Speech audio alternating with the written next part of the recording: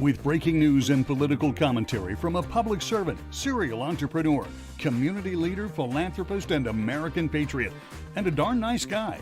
It's time for the Grassroots Truthcast and your host, Gene Valentino. Hi, friends, and welcome to another edition of Gene Valentino's Grassroots Truthcast.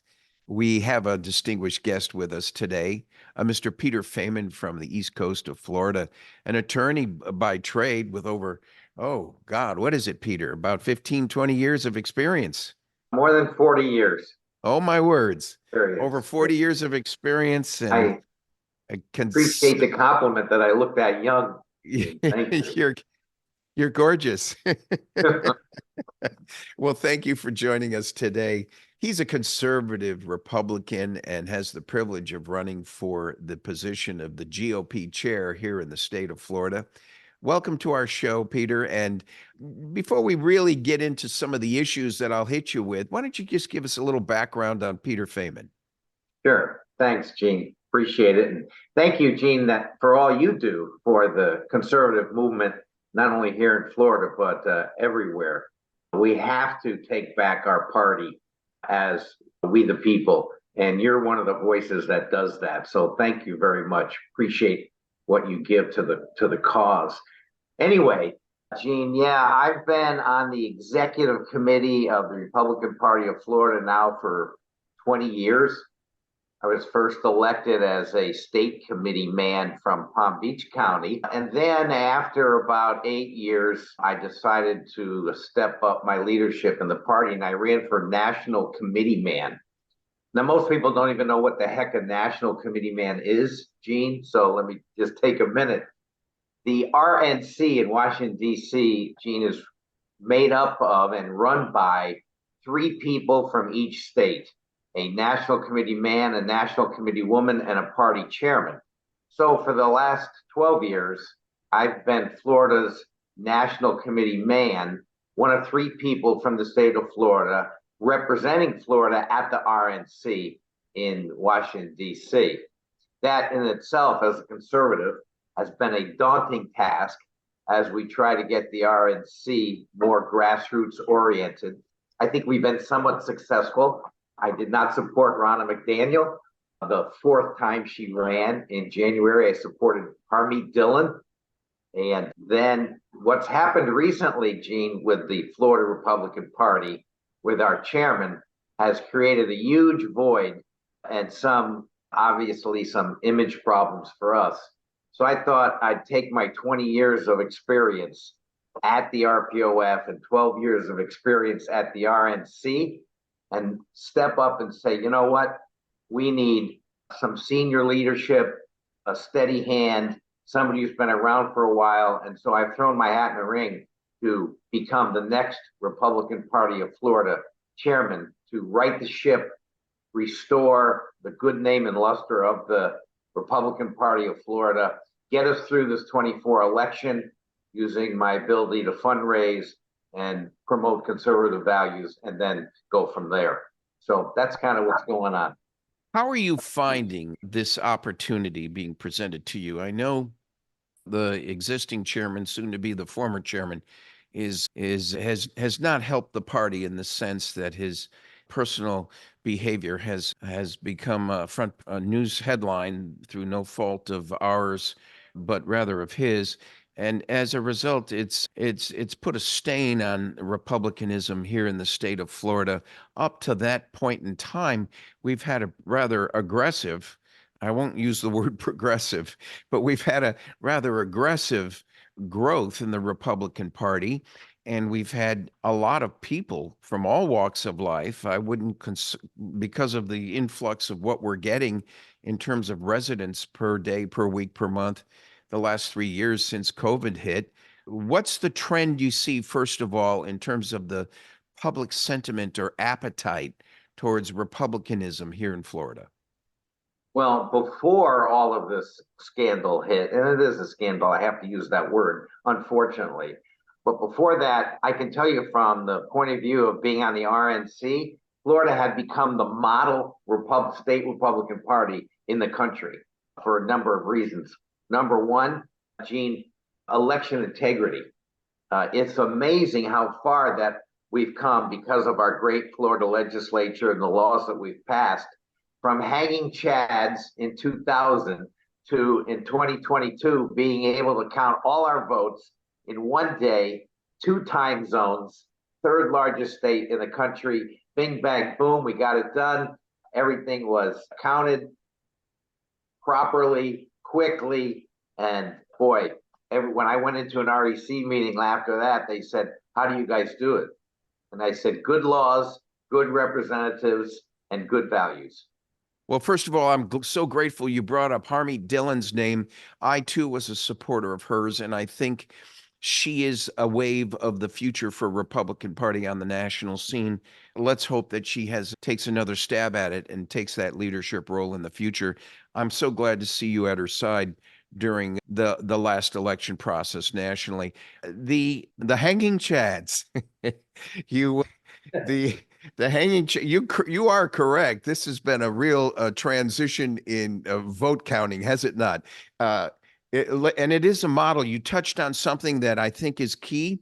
As an attorney, I would yield to your good judgment, but I am concerned about bad behavior at the state level, even though we have a constitution that sort of governs us nationally when state law doesn't apply. My concern is that we may end up with 50 different states of 50 different rules of the way we run elections. And here we are in Florida before 10, 11 o'clock in the evening Eastern time, with the time zone distinction. Florida's got 2 time zones. And with that distinction on the East Coast, but from around the nation, we see other states that are months after still counting votes and arguing about the balance or the parity or the chain of custody of those votes. And so I yield to you, Peter. Would you support a constitutional amendment that mandates one day to vote, make it a national holiday for all I care, but make it a one day to vote so that the vote can be counted in a timely way consistently nationwide? And let me just add, if I may, for a second, the only person you and I and the other 49 states in this nation have in common is the president and vice president of the United States. That name on that ballot is consistent nationwide, of course. So should there not be a consistent voting process to legitimize that and the efficacy behind that voting process, so that vote is real, is timely, is trustworthy, and earns the confidence of the citizen? What's your take on that? Well, the short answer is yes, and I'll expand on that in a minute. But let me first pick up, you mentioned Harmeet again. I do want to let your audience know that she has endorsed my campaign, endorsed my candidacy to be the next chairman of the Republican Party of Florida. Harmeet and I are very close, and I would love to serve under her at the RNC, either in the capacity of national committee man or chairman. Now, getting back to your question, the answer is yes, as long as it's a constitutional amendment, Gene, and not congressional action.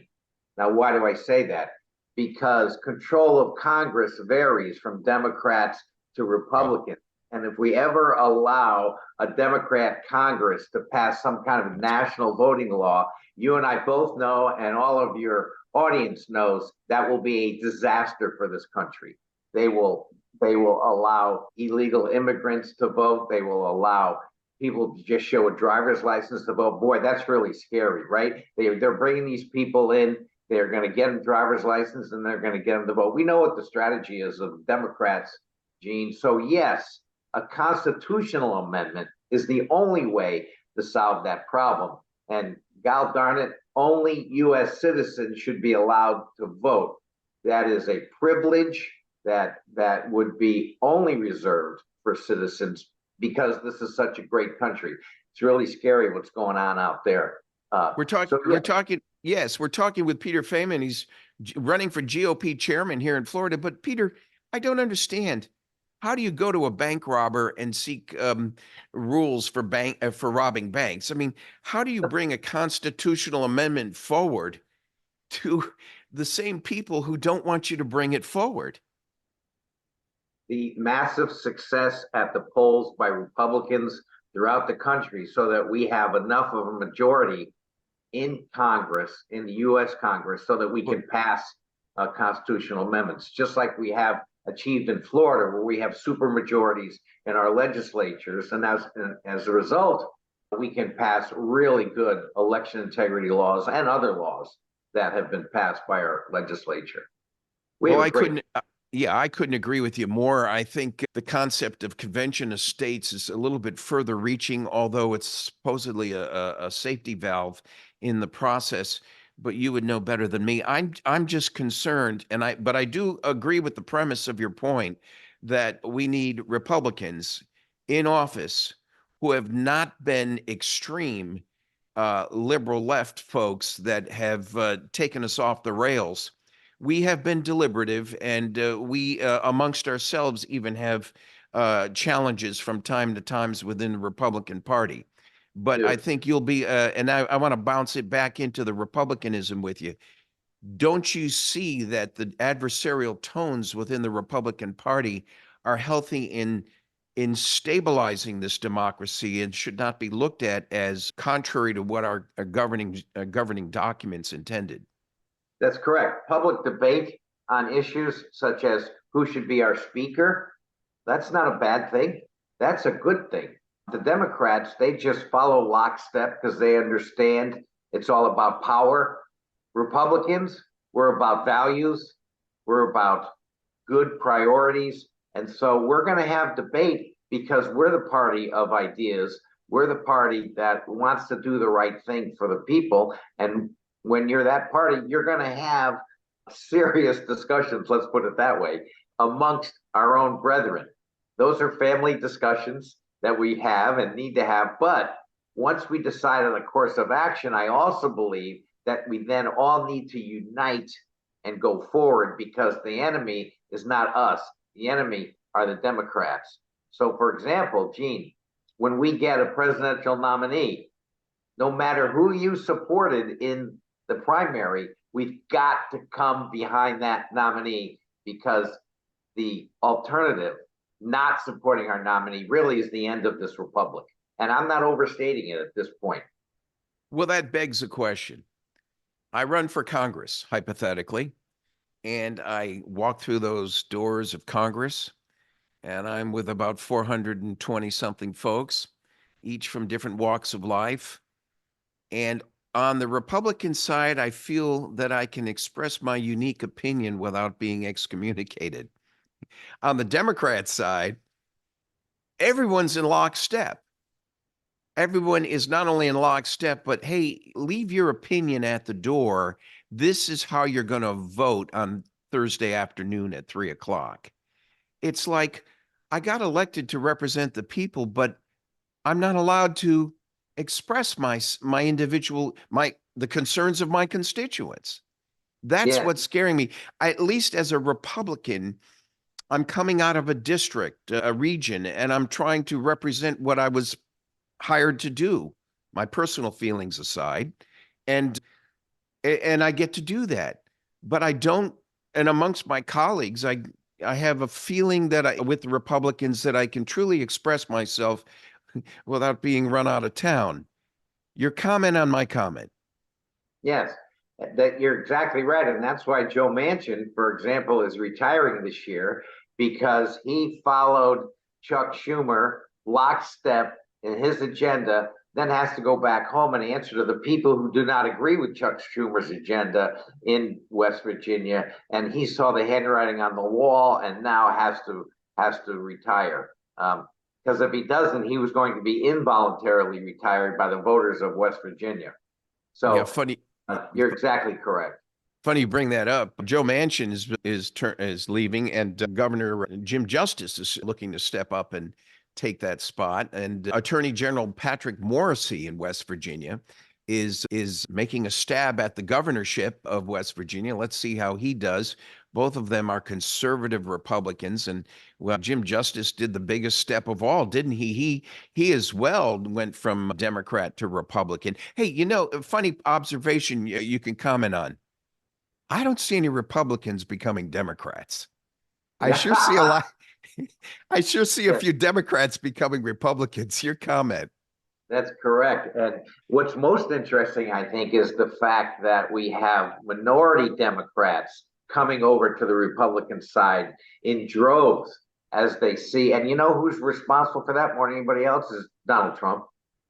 Donald Trump gave more opportunity to more different type of people than any administration in the history of this country. And I think people, now that they see what's going on under Joe Biden, are waking up and go, you know what?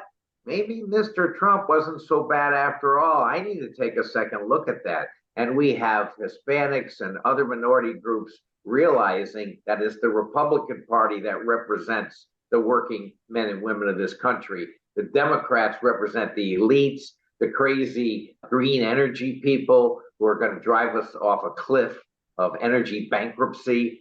And so, yes, that's exactly correct. So what we have to do for this 2024 election is first elect good state party leaders like me as chairman of the Republican Party of Florida. But more importantly, Gene, we going to have to get out there and work like it's up to us to save this country. But I want to add one more thing. We also have to pray like it's up to God. With those two things, we can't fail. God's very important, very part and parcel of our Constitution, whether anyone wants to admit it or not. It's the principles. It's not the personalities; it's the principles which guided arguments, and maybe is one of the reasons why our governance has succeeded longer than any other governance in the world. But so you're running for GOP chair, and have you had a chance to talk to Donald Trump about his support of Peter Feaman? I have a call into him.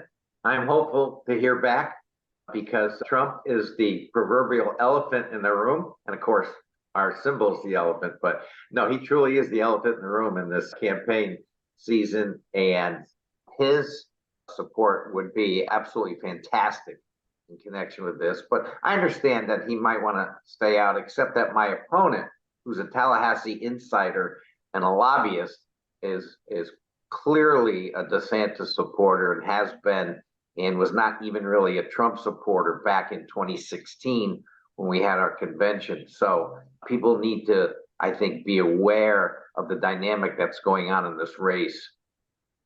Well, I think you know as well as I do that Mr. Trump will step up and work with you and for you at the right time. He admittedly has an agenda that's preoccupying him now, unfortunately, with this Colorado Supreme Court ruling and the unfair condition that forced Rudy Giuliani recently into bankruptcy. I think is part of the talk about deplorable. If there was ever a use of the word deplorable, we ought to apply it here.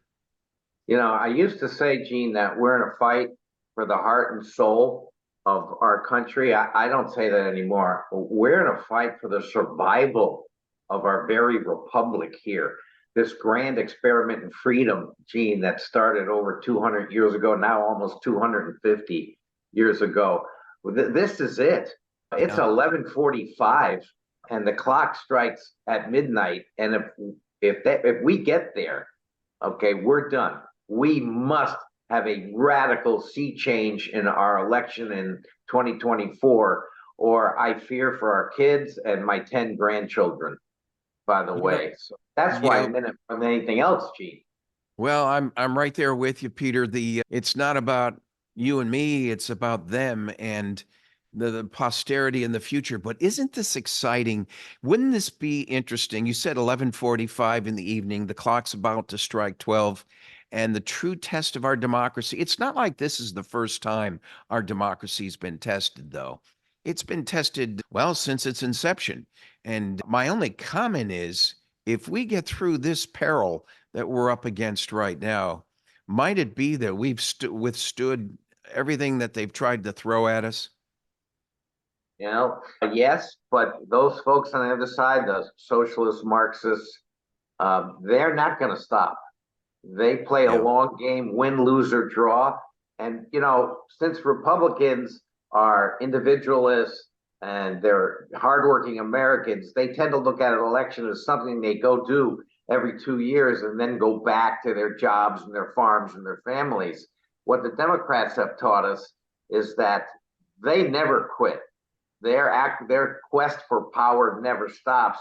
And so, unfortunately, Republicans now have to take that same attitude. We're up against it 24/7, and we have to be ever vigilant in off years and election years to make sure we keep this republic on the right track. And by the way, Gene, we're a republic, okay? We're a democratic republic. We're not a democracy. Democracy is mob rule. The founding fathers specifically said, no, we need a republic. And so I wish that all of our leaders would maybe learn history a little better, but that's not for this discussion. Yeah, Mrs. LJ at Swift Junior High School, 1960 something. She was telling us about the Constitution and the constitutional republic, part of democracy. And right. I must say, hey, folks, we're talking with Peter Feaman. He's on the East Coast of Florida, and he's running for GOP chair. How does one vote for you? That's a rhetorical question. I know as a citizen individually, I cannot vote for you per se, but how does one vote for you? Okay, so the Republican Party of Florida is made up of an executive committee, and the executive committee contains about 260 people. And that's the voting universe that votes. Now, who are the people that we, the people, the folks, need to contact to try to sway that election? And you would want to contact in your county your Republican state committee man, your Republican state committee woman, or your county party chair. And if you don't know who they are, just go on the internet and look up your county party. They'll be listed there. More importantly, we also have 10 House members and 10 Senate members who vote. And so you want to contact your own House member, state House member, and your own state Senate member in order to have them weigh in on them and say, hey, we need this Pete Feaman guy. He seems like somebody that we can relate to, lifelong conservative, believes in the grassroots, is a grassroots person, can also raise money for the party. So that's who they would want to contact. Okay, so we all get the word out that we should be asking that representative to vote for Peter Feaman. And okay, Peter, tell us your hit list. What's on your agenda? What's your platform? When you get in and you're working with Harmeet Dillon, hopefully in the future, not to mention President Trump, what's the agenda? What are you going to hit on? Number one, restore the reputation, good name, and luster of the Republican Party of Florida, which was the most admired in the country before this latest scandal. But I think we can do that right away because people know me and that. But most importantly, after that, Gene, money.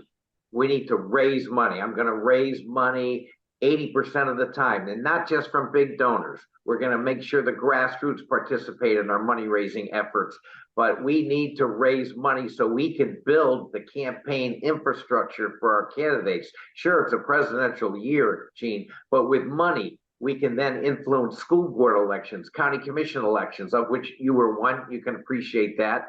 State rep elections, state senate elections. So money to build the infrastructure, get our message out, rehabilitate our message that's been, admittedly damaged in the last few weeks. So money. Number two, make sure that our leaders in Tallahassee understand that the grassroots are very important to our party. It's the grassroots folks, the activists that get out there and do voter registration. They go to the gun shows. They register people to vote. They do the door-to-door work. They do the texting, the hard work that it takes to get people elected, the door knocking, the targeting, mailing, all of that is done by our grassroots, the phone calls. And when we, the people, rise up, as we saw in 2016, we win. And so that's what we need as well. So that would be my focus as the new chairman of the Republican Party of Florida. And then finally, using my 20 years of experience on the Republican Executive Committee to bring some institutional knowledge. Gene, this is not the time for on-the-job training. There's a lot of emphasis on youth, which is good. But in this emergent time, in this very important cycle, We need senior leadership, steady hand, someone who is a known quantity for a long time to right the ship and get us through. Did you hear that, folks? Peter's talking specifically about what you can do. How many times during my week when I'm doing these podcasts and milling about the community do I hear, well, what can I do? I'm just got a 9-to-5 job. I'm trying to figure out what to do. I don't know who my commissioner is. I don't know what I can do to make a difference. Peter Feaman just described what you can do to make a difference.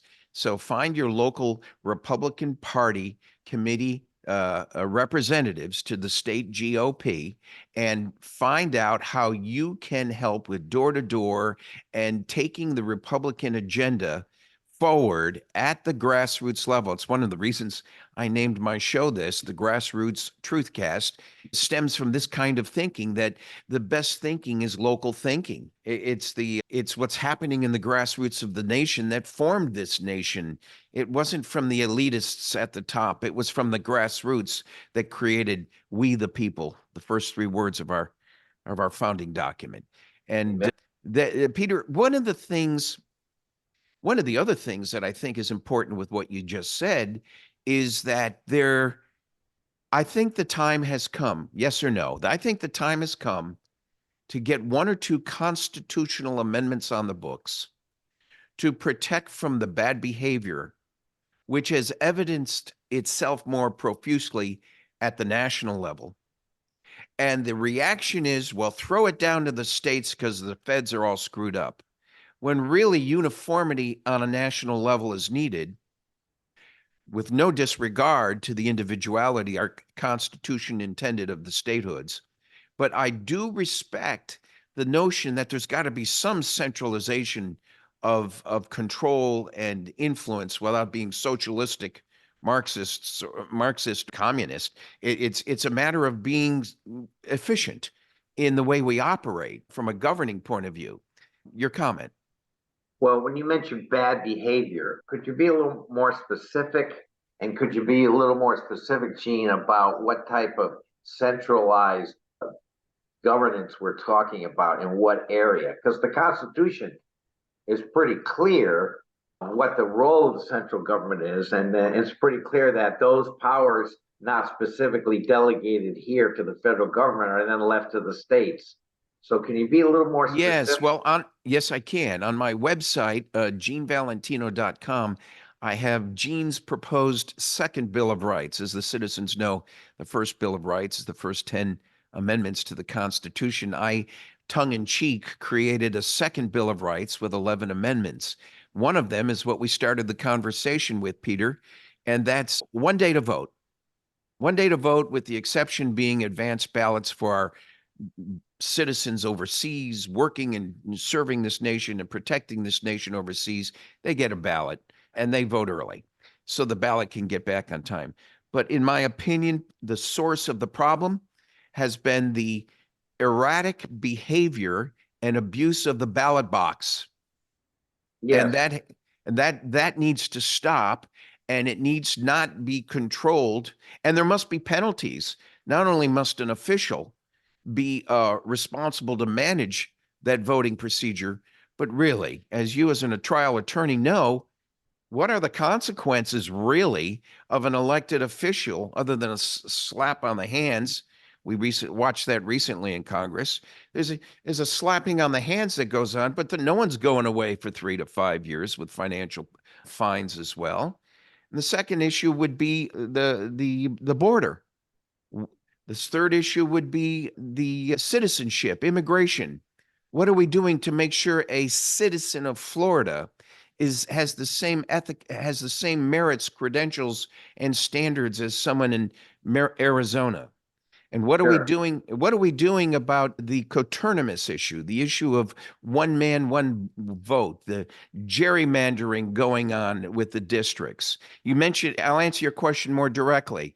Jamie Raskin, Congressman Raskin from Maryland, having private conversations with people, with law enforcement officers, the Washington D.C. Capitol Police on January 6th, working and milling around the crowd on what to do and say and who to incarcerate. The FBI in the crowd trying to manipulate the citizens' behavior, all wearing Donald Trump T-shirts and hats and looking the Donald Trump roll to the nines, but in fact they're the opposition. They were undercover wearing Donald Trump gear, and as FBI agents, they were steering the hope of an insurrection. That was no insurrection. These are just a few of the things that I talk about that I consider bad behavior, that have no penalty or punishment or consequences for the wrongdoers. That's my point. Very good. So with regard to national election laws, just as long as I said before, Gene, just as long as it's constitutional and not congressional, because if it's congressional, as I said before, if the Democrats get control and we open that Pandora's box of setting up a national election law, which they tried to do a couple of years ago under Nancy Pelosi, and we defeated it. So yes, a constitutional amendment for elections, absolutely. Because how do the socialists take power and the Marxists, like they did in Venezuela and other places? Rigged elections, absolutely. And then a packing of the Supreme Court. So we need a constitutional amendment involving the Supreme Court too, I think, Gene, because Democrats are allowed to pack the court because they don't like the present makeup. That's what they did in Venezuela, and we'll end up like them as well. So yes, a constitutional amendment there. With regard to the border, we can do that congressionally. That is absolutely disgraceful, terrifying, and Biden, not just Mayorkas, Biden needs to be impeached over it. It's treason. Short response. It's treason. We are being invaded on our southern border by millions of people. And I'm kind of disappointed in our elected representatives in Washington that they're not taking a stronger stance and being more strident about this issue. This is fundamentally changing America, with filling it with people who have no history or tradition or understanding of our American history, our American grand experiment in freedom. And this is, as my favorite president would say, huge. It's huge. And we need to shout from the housetops every day and say, this must stop. This must stop. And consequences, I don't care if we can't get impeachment through the Senate. We need to send a message to the American people that we are with them. A message to the grassroots. We understand your angst. We understand your pain. We understand literally your feeling of horror as millions of people are coming across the border. Goodness gracious, it should be a national emergency. Oh, what a breath of fresh air to hear you talk this way. What about in that same regard? Leader, let me just finish. As the leader of the Republican Party, I'll take a lead in representing the grassroots in taking up that issue, because we're a huge border state. This is you want to talk about the survival of the republic, Gene? This is it right now. So there you have it on those two issues. One more constitutional amendment, term limits. Your comment? Yes, that's a no-brainer. I can remember I worked for a congressman in 1982. His name was Skip Baffalis. He ran for governor against Bob Graham. I was his full-time staffer. And he called for a constitutional amendment for term limits and a constitutional amendment for a balanced budget. And everywhere he went, the people applauded and said, yes, yes. Now, here we are 40 years later, and the people are still screaming about it, and yet our electeds aren't picking it up. Those are probably the two most passionate issues other than illegal immigration that people are concerned about. If we had term limits nationally like we do in Florida, I suggest that we might be as successful nationally as we have been in Florida in terms of our policies and our leadership. Interesting you say that. Here's one more for you. New York Post story, March 2022. The spies who lie. Yes. Intelligence experts who all agreed, who falsely discredited Hunter Biden's laptop and still won't say, I'm sorry. None of them are held to any standard of penalty for having steered an election with a false narrative that ended up taking down Donald Trump.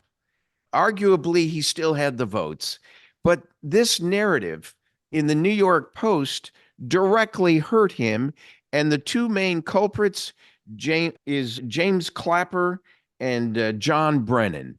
Yes. Where is the penalty against these folks, Peter? And how does a GOP chairman of the state of Florida steer candidates to understand the severity of that wrong? Well, let me go back in history again a little bit, Gene. When President Dwight Eisenhower, arguably one of our greatest generals ever, other than George Washington, gave his farewell address after 8 years of being president, he warned about one specific thing. He said the military-industrial complex. And that has become a problem for us with endless wars. And Donald Trump shows up on the scene, never been part of the military-industrial complex, and it's scaring the heck out of them, which is why, what can I do as the chairman of the Republican Party of Florida, if I'm blessed with that privilege and honor to be? We can support our nominee. Let's just assume for the moment, and I think, well, let's just assume for a moment it'll be Donald Trump. We need, and with my experience on the national stage, we need to rally support for that man all over the United States, and Florida as a leader nationally, a party leader nationally, because we get national attention because we're Florida. I can help rally support all over the country for the second term, 4 years late, for Donald Trump. We're talking with Peter Feaman from the East Coast of Florida. He's been a Republican Party national committeeman for at least 12 years, and he's coming since 2012, and he has the privilege of being voted in as our GOP chairman. Peter, I couldn't think of a better choice for chairman of the GOP in Florida, who represents Donald Trump, the president of the United States, and who was truly elected to be such. And now you have a chance to come in and support him again. We're going to take a quick break, and when we return, we'll have another 15 minutes with Peter Feaman running for GOP chair here in Florida. Be right back. Hey, friends, we're just taking a break on Gene Valentino's Grassroots Truthcast. Thanks for joining us. During this commercial is where I get to grab my pillow, the Mike Lindell My Pillow. Up to 80% off. Promo code GeneV. Make sure you get one of these. It's a great, great pillow. Patented product that seems to work perfectly for me. For me, no more stresses in the neck or morning aches when you're getting up. It seems to have the ability to comfort my head and my neck while I'm sleeping at night, and I get a restful sleep that allows me to do a great job during the day. But I guess it's because of My Pillow, and thank you, Mike Lindell, for offering us My Pillow. Promo code GeneV, up to 80% off. Got to get back to our show. Hi, friends, and welcome back to Gene Valentino's Grassroots Truthcast. We're with Peter Feaman, attorney, trial lawyer, attorney for decades from the East Coast of Florida. But more importantly, he is our candidate for GOP chair. And Peter, welcome back. Tell me, a person taking the seat as chairman really needs to be pure in so many ways. And certainly you must be free from any conflicts of interest. Do you have any conflicts of interest? Let me just ask you for the record. I don't believe that I do, Gene. I don't consult on candidate races, so I wouldn't have a conflict there if there was more than one Republican in the race, that sort of thing. I'm not a paid lobbyist, never have been. I don't have clients that do business with the state. I don't have any contracts with the Republican Party of Florida or any state agencies as an attorney. So I believe that I come as a leader of the Republican Party of Florida with no preconceived conflicts, just want to represent the grassroots and raise money for the party. And how many candidates are appearing to oppose you in an election? There's one other candidate in the race. He's the vice chair of the party.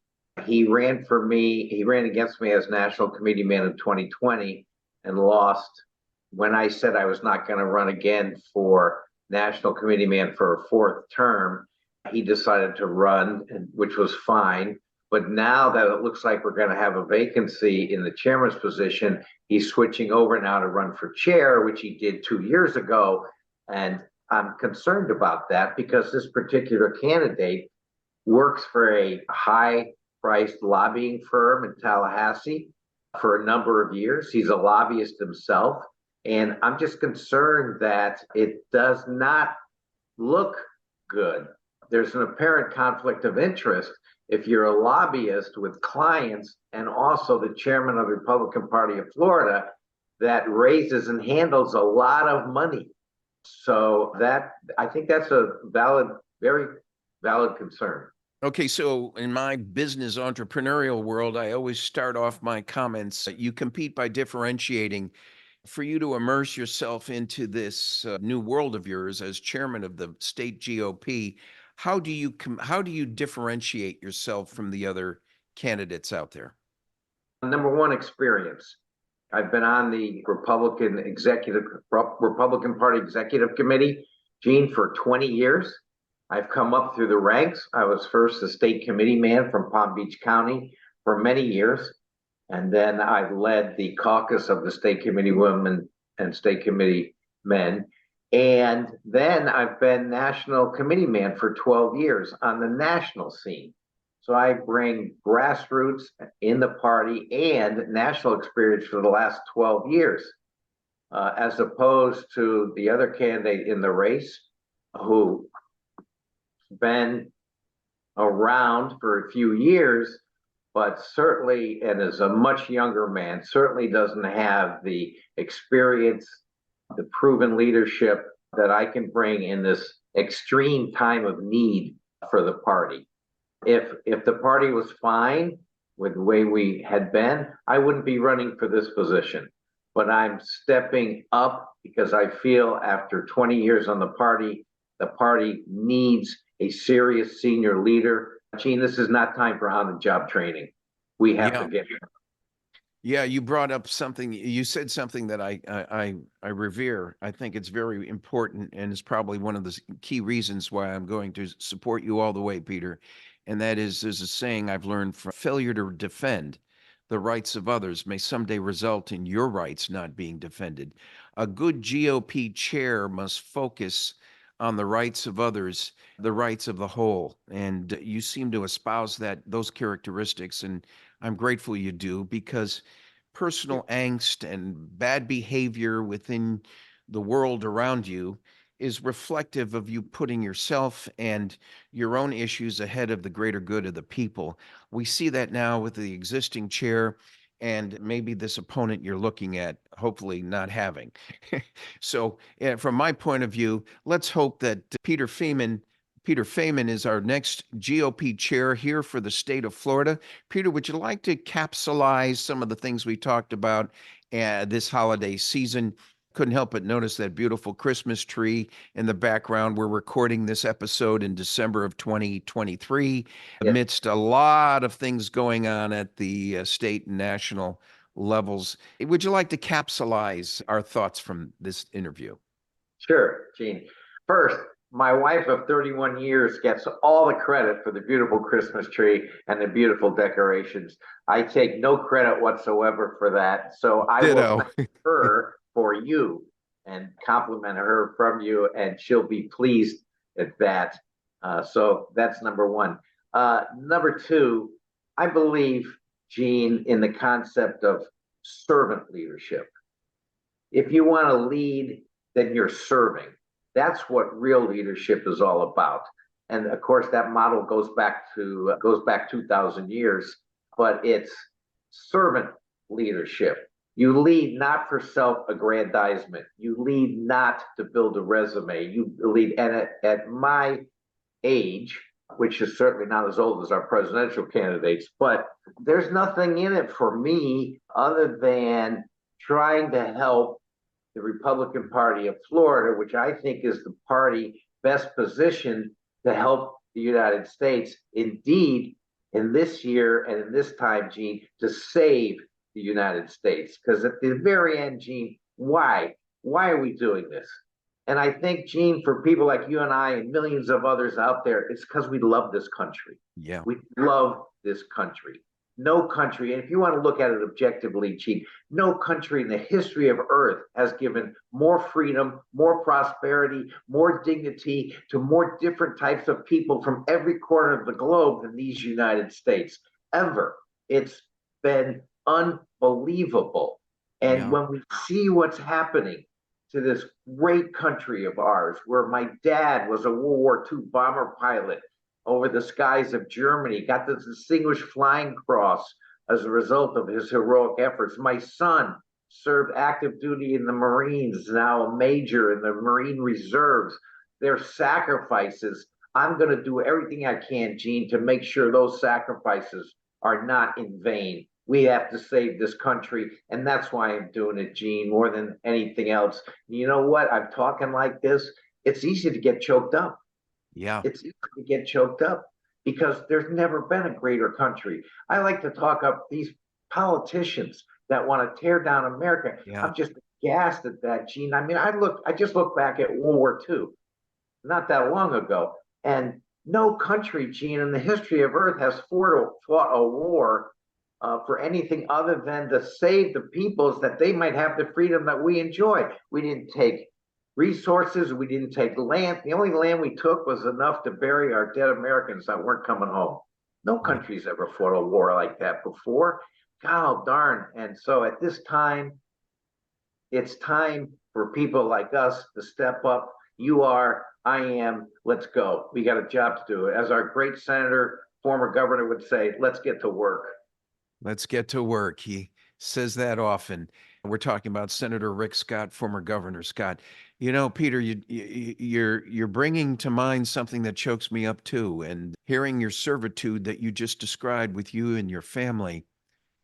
What about the people we don't know? Those people that served our nation when the British were trying to hold rule of this newfound America, and the colonists were trying to form a governance of their own back into the 1700s.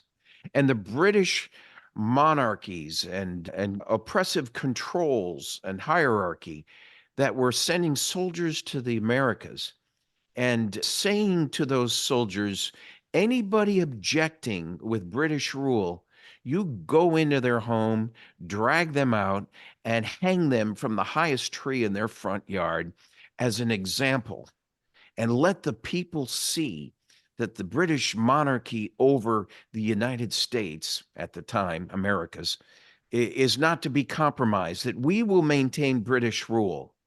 And here we have people that did just that for you and me. We don't know them, but they defended this nation.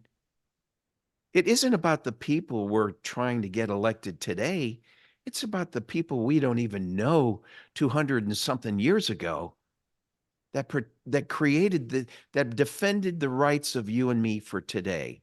Admittedly, we got some problems we've got to address, but just think about how strong the fortitude of the people were back then. If we're talking about people we don't even know that go back 250 years to give you and me the ability to have this conversation today is what distinguishes us from the rest of the world. And sir, all I heard from you today is servitude and patriotism and respect for this nation. And you've got my vote. I'm going to be helping you with your challenge for GOP chair here in the state of Florida. And folks, I would ask all of you to get behind Peter Feaman and help him. Contact your local representatives and they will direct you to the GOP committee, and make sure they know that you want Peter Feaman in as GOP chair to right the ship at the state level, to get with Harmeet Dillon at the national level, and to get going in an aggressive way in supporting true conservative Republican candidates at the state and federal levels. How am I doing, Peter? Thank you, Gene. I appreciate it. I'm actually humbled by your support. Thank you. Thank you. I'm honored to give it. And folks, let that be a springboard for you to step up now and support Peter Feaman, GOP chair, state of Florida. We've got to right the ship. And Donald Trump is going to be right at his side. Excuse me, Mr. Trump, for putting words in your mouth, but let that be true. If I'm in trouble, Mr. Trump, tell me later. But I don't think so. I think Mr. Feaman's the right guy for the job. Thank you so much, and thank you for joining us today, Peter. Well, thank you for having me, and may God bless you. Let's have a Merry Christmas. God bless the United States of America, and God bless the Republican Party of Florida. Thank you, Peter. And thank you, ladies and gentlemen, for joining us today on another episode of the Grassroots Truthcast. See you soon. Thanks for joining us for Gene Valentino's Grassroots Truthcast. Be sure to like and subscribe, and God bless America.